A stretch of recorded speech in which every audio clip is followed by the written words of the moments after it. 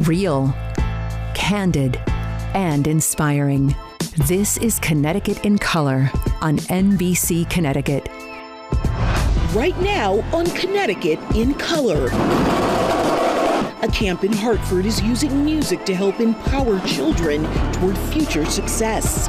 That is literally the greatest sneaker of all time. Entrepreneurs in Norwalk are kickstarting creativity 1 foot at a time.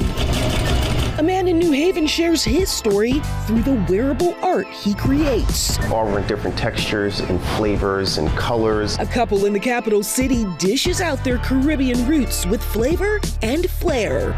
The more people that learn and know about this, is the more chance they have. Tackling a devastating disease through awareness, so people understand why one community is more at risk than others. Plus turning people's passion to serve into the leaders of tomorrow. I was just a community member coaching soccer, and years later, I'm the mayor of the town in which I grew up. And the legacy left behind by New England's first black mayor. Please rest in peace and power, Mr. Mayor.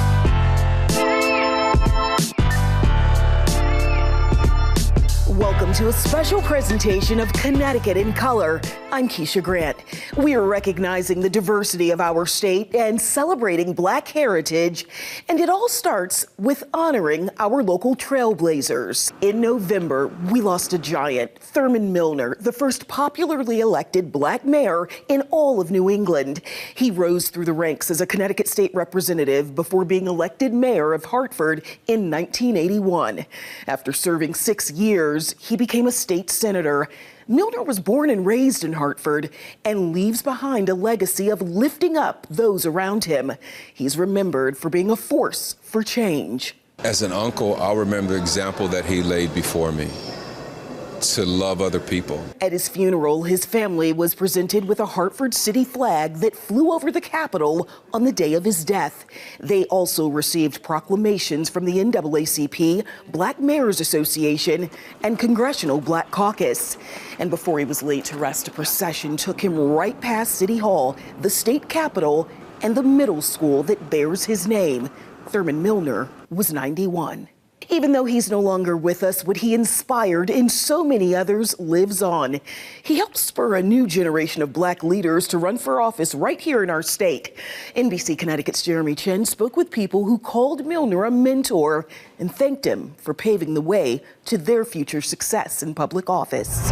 Whether it was his approachable personality or the gift of gab, Thurman Milner was known to talk to anyone he met. He liked to be around people, and he liked to just share and just be in the midst. Windsor Mayor Nushette Black Burke remembers the former Hartford mayor fondly as a trusted mentor. She takes to heart the advice he gave her about being an elected leader. Be able to connect with the community, reach out to the community, but first and foremost, also listen.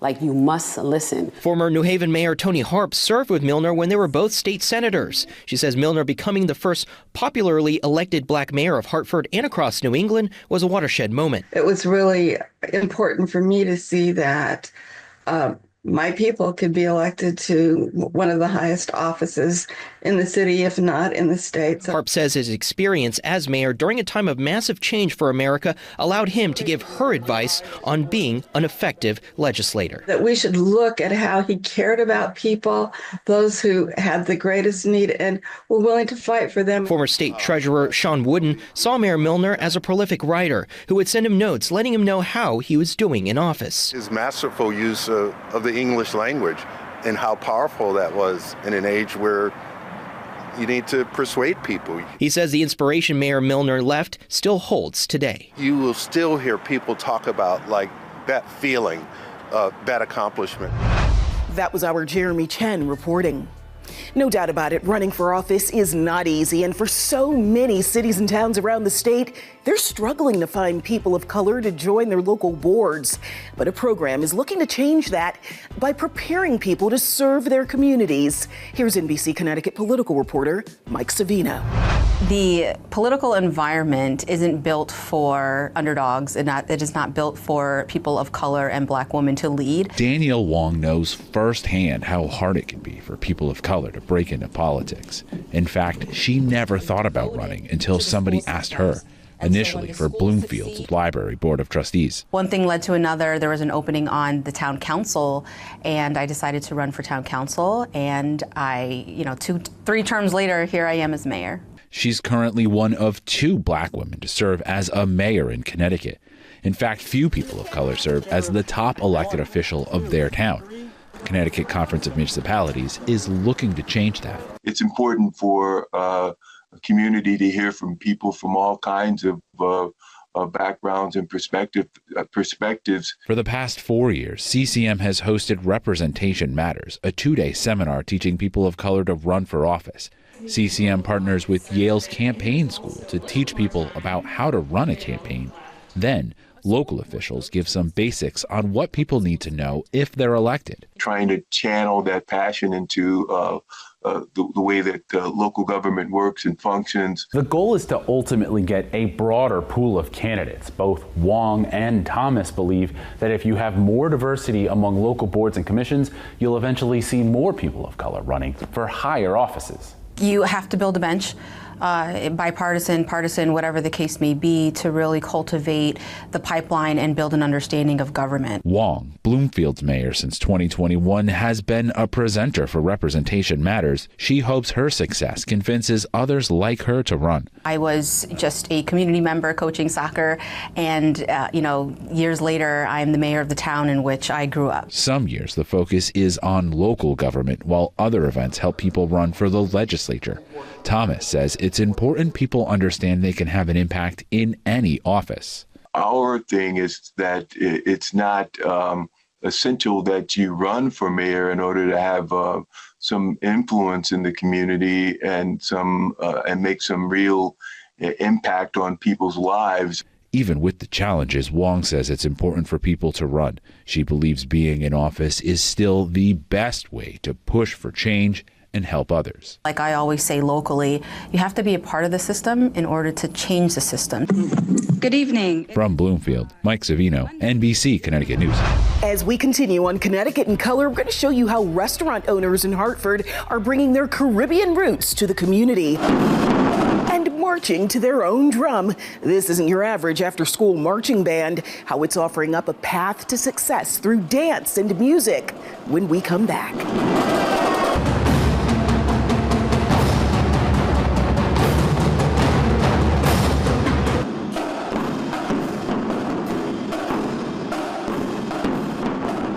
You're watching Connecticut in Color on NBC Connecticut. Welcome back to Connecticut in Color. You know, culture is so heavily tied to the foods we consume to nourish our bodies. Certain flavors can send you right back to your roots. And a couple in Hartford is using theirs to rebrand their takeout restaurant. NBC Connecticut's Braceta Landaverde shows us how they're combining their backgrounds to serve up Caribbean dishes with a bit of flair. Can't forget the mint. Gabriel Boyd was born and raised in Philadelphia. His wife and business partner, PJ D. Cordova Boyd, is from Connecticut and has Jamaican roots. We met in college, the very first HBCU, Cheney University, which the Cheney sandwich is named after. Now, the couple together is serving up colorful dishes that celebrate both of their backgrounds. It brings a piece of his home to Connecticut, and then it brings nostalgia when I lived there. So I love the mixture of the Caribbean, my background, and then the Philadelphia, his background. I love it. The Boyds are the owners of the newly rebranded The 881 Grab and Go, located on New Britain Avenue in Hartford. It was formerly the Russell Grab and Go. Same location, same cooks, same people, but just adding our own personality to it. That signature personality includes experimenting with vegan dishes, offering popular Jamaican plates like oxtail and jerk chicken, and overall offering creative cuisine. Offering different textures and flavors and colors that pop, textures that you're not used to, soft textures, strong textures, crisp textures, flavors that you're not used to, combining flavors that you're not used to, just opening up your palate more. The names of the food items also giving a nod to Philly. You know, that's why our menu has a lot of Philadelphia language, Big Johns, and the meals. Yamins are the sandwiches, like Old Head, Young Bull. A lot of this Philadelphia, which is now allows me to be me and allows us to be us in this space. Beyond the food, the couple is creating an environment where the community can connect. On display inside their takeout restaurant is a showcase of several business cards for local Black and brown business owners. We found out over time that nobody really knows about you. No one knows about you, and if no one knows about you, you have to let people know about somebody. Make it to 881, grab and go. Today, the Boyds are letting everyone at home know who they are. Well, the Boyds are certainly onto something there. We wish them luck. From food to music now in Hartford, a group is using the power of rhythm and sound, not only as a form of expression, but also as a way to empower young people in the city. NBC Connecticut's Sydney Boyo shows us how the beat of a drum is helping with physical and emotional development. The beat of the drum starts right here in Hartford. This is not your average after-school or summer program. Hartford Proud is on a mission to keep kids off the streets.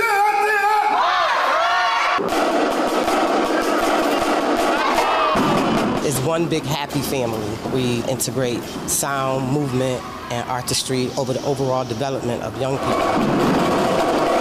Since 2013, over 1,000 kids have passed through Terry and Duffy Stark's HBCU show-styled marching band program.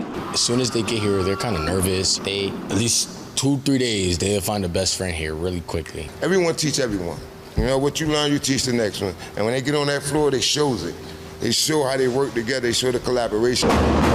The goal, to offer a pathway towards future success. If the kids don't have something structured to do, they will find something else to do, and chances are it's not positive. I was bored before I joined this team, and when I joined it gave me more things to do. It made me more social and interactive with people in the outside world. From drummers to dancers, they perform across the country at least 100 times a year. It's fun because we actually go out and perform for the community and give them entertainment. And for parents like Tiffany West, it's a way to keep her twins safe. One of my sons was a victim to gun violence. And they had come here just before that happened. So to know that our children have a safe place to go is such a relief. Got different families that go through different things, but when they day together, you never know, because it's love. As for the future, Terry and Duffy's son is already leading the way. They see me as their older brother, so I want to, come back after I graduate, teach them better things, teach them what I learned out at Morgan State. Sydney Boyo, NBC Connecticut News. Still ahead, as we continue with Connecticut in Color, we'll introduce you to the group spreading awareness about pancreatic cancer and share the risk factors putting African Americans most at risk for this illness.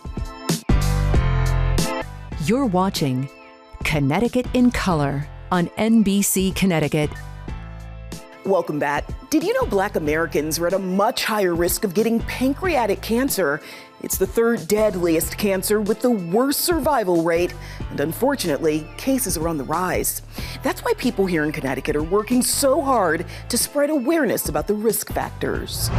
Beverly Gale Barnes could light up a room. Her smile, her laugh, it was very infectious. A woman who loved her family with all of her heart. They adored my mother. They spent every weekend with her. She loved spending time with them. But that precious time was stolen. She was diagnosed at 64. She was diagnosed Christmas Day, 2017. And she passed. She lost her battle July 2018, July 16th. Not even a year, Latoya. Not even a year. Not even a year. It was so fast. Latoya Barnes' mother died from pancreatic cancer. I felt it was so unfair, how fast it happened, and I felt like I didn't get much time, with her. A devastating loss being felt by families at an alarming rate. It's the third most common cause of deaths from cancer. And it's rising rapidly. According to the National Library of Medicine, pancreatic cancer in African Americans is 50 to 90% higher than in other racial groups. Once people of color get pancreatic cancer, their survival tends to be less than even the already poor survival for the rest of the population. A lot of it has to do with the environment, and lifestyle changes, things like housing, transportation, education, employment, we feel play critical roles in accounting for the late diagnosis that we see in African Americans, for the poor survival after diagnosis. Risk factors are also a piece of the puzzle. Tobacco smoking is probably number one. Being very overweight or obese is another one. Diabetes is a third one. We know that the incidence of these health problems are higher in the African American population. And then there are the symptoms. It is so hard to diagnose or realize that you need to see a physician early enough, because often the early symptoms are very vague. They could be indigestion, they could be a little bit loss of appetite, there might be some abdominal pain or even back pain. It's the reason Barbara Foley works tirelessly to spread awareness through the Ron Foley Foundation. I want to get that word out, the risks and symptoms into the communities that really need this information. That really, truly is my mission. And the more people that learn and know about this, is the more chance they have. She passed July 16th. Beverly Gale Barnes never got that chance, but her daughter is determined to change that. I was actually surprised when I saw the statistics and I thought, okay, I'm this many years old and I didn't know. So every single time I speak with a family member, I'm rattling off these statistics saying, did you know? We want to be aware, we want to catch it early, if anything. Now there are detection tests in the works that doctors say are showing some promise. It's important to talk about your family medical history and know the signs. The Ron Foley Foundation is a source for all of that, as well as support for those dealing with the disease. Still ahead here on Connecticut in Color, the company in Norwalk allowing people to express themselves through sneakers. But first, we'll introduce you to the New Haven artist inspiring others through wearable art when we come back.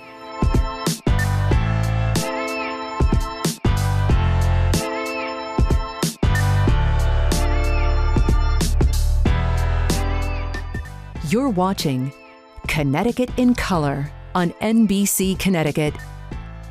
We continue with a man in New Haven dedicating his time and his talent to creating wearable art. NBC Connecticut's Jennifer Cuevas shares the creative process behind his pieces and the inspiration that started it all. The needle keeps breaking and the thread pops. Step by step, New Haven artist T. Montgomery takes us through the process of sewing in a strap to his latest creation. This is leather. It's embossed leather. Whether he is making a bag or working on his clothing collection. This is my official t-shirt, TEA. It's in this quaint art studio where you will find the owner of Threads by T. I am New Haven and my story is a New Haven story. This is one of my new favorites. It's from my collection, Clarity. And Clarity is about that time in life where all of our experiences start to make sense to us and we have a better idea of who we are. A story he's been telling through music, writing, and now through wearable art. How the fabric feels on our skin has a lot to do with how we feel and how we present to the world. And so comfort and high quality materials are top in my design. And showing in fashion shows across the city as his own way to give back. I'm looking to put people in position and create opportunities. I'm looking to provide jobs and feed families. And I think that's really why it's important for me to do it here. T, who's been successful in the fashion industry as he shares his clothing pieces are being sold across the country, also shares some advice for those looking to take on a similar path. To bet on yourself and to believe in yourself. I'll say take the risks and the challenges. I'll say collaborate. Recognize you don't have to do everything yourself. He says he aspires to one day see his pieces at the Met Gala, whether on an artist or on display. In New Haven, Jennifer Cuevas, NBC Connecticut News. Another form of wearable art inspired this business in Norwalk. Two friends turned their love of sneakers into Kicksmith Studio. It's a place where people can paint their own footwear. NBC Connecticut's Priscilla Landaverde introduces us to the co-founders working to bring sneaker culture to the masses. Matt Smith and Greg Self, by definition, are the ultimate sneakerheads. Just growing up, like when my brothers, my uncles, and my cousins wanted Sega Genesis or Nintendo, I'm like, I want shoes. I want shoes. At a young age, I figured out I can express myself through footwear, and that's kind of what I've always been doing. Self says he would wear his favorites, Air Jordan Conquer 11s, until the end. That is literally the greatest sneaker of all time. When it's time for me to go, put those in my coffin. The two men actually met through a mutual friend because of their passion for sneakers. We went online a few times, went live a few times, just talk sneakers. I would send him pictures of sneakers that I got. He would do the same. And I'm like, this guy, he speaks my language. He speaks my language. And literally, sneakers literally gave me one of my best friends. The best friends, now turned business partners, are empowering creativity one lace at a time. In November, they opened Kicksmith Studio in Norwalk. We love sneakers. We want to teach people about sneaker culture. We think it's for everybody, right? And we says it's unique to everybody. So we wanted to create a really cool opportunity for people to customize their own sneakers. The concept is similar to paint and sip events. There is a bar for adults. People bring their own sneakers and create unique designs from scratch. The goal is to provide a fun and inclusive space where anyone can be an artist. We challenged ourselves to create an environment that anybody would feel comfortable, right? And that's really important to us because we don't want people to think that oh, that's not for me. It actually is for you. I put on an apron myself and gave it a try. One of the things that we definitely go through when it comes to painting, we give them some advice. A little bit of paint goes a long way. After painting the NBC Connecticut logo, we headed over to the splatter station. Get the paint that you like, and this finger is bam. All right. With some help, this was the end result. The co-founders say you can get as creative as you want. They offer different materials for laces, leathers, and more. Their biggest piece of advice is trust the artistic process. Yes, we don't make any mistakes. We're very big on this is your work because you're wearing this, and this is a one-of-one piece. The new business venture has extra meaning to the two fathers. They say this is an opportunity to be role models to the younger generation. I think the proud moment was getting to cut that ribbon and say hey, we have ownership of something, right? This is a thing that we put time and effort into. Our kids are saying, hey, dad's doing this. Dad did that, my dad did that. That's one thing. Also being from, I guess, you want low income or whatever the case is, we are serving as a face to a certain extent. So far, they have seen a huge interest from the community. They've hosted kids' birthday parties, corporate events, bachelor parties, and much more. They wish to continue growing, each time hoping the artist leaves feeling more confident than when they walked in. And they walk out with such happiness, oh, I did this, I did that. And it's such a way for us to give people the experiences that we've had. For Connecticut in Color, I'm Priscilla Landaverde. Thanks so much for joining us for this episode of Connecticut in Color, showcasing so many people that make our state so great. You can see the full collection at nbcconnecticut.com/Connecticut in Color. Thanks so much for watching. We'll see you again real soon.